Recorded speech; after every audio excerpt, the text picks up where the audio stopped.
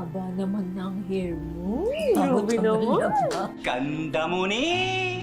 Nak, bakit ba bilang napasugod dito si Attorney Kurt? Teka. Bakit parang tensyonado kayong dalawa? May problema ba?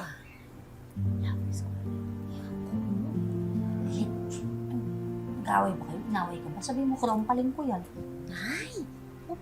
Gigirahin agad-agad. Tension. Pwede ba tayong mag-usap? Kahit sandali lang. Ay, Kurt, ano kasi, mag-start na yung isa naming hearing sa kaso ni Ate Ella. Kaya, kailangan ko nang mag-prepare papuntang PAW.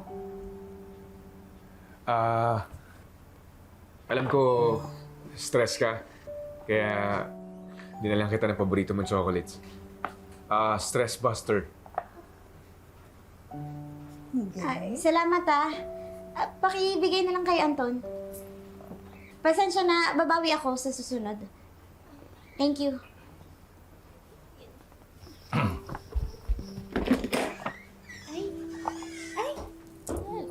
Attorney Kurt, siya ka na. Kita mo naman eh. Parang ngarag eh. Di ba?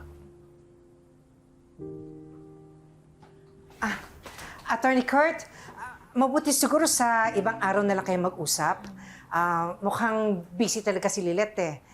Hayaan na lang muna natin. Attorney, ano ba nangyari? Naway mo? Nay, tinatanong ko lang. Gatong ka rin eh. Oo nga, attorney. Ano, may hidwaan ba kayo?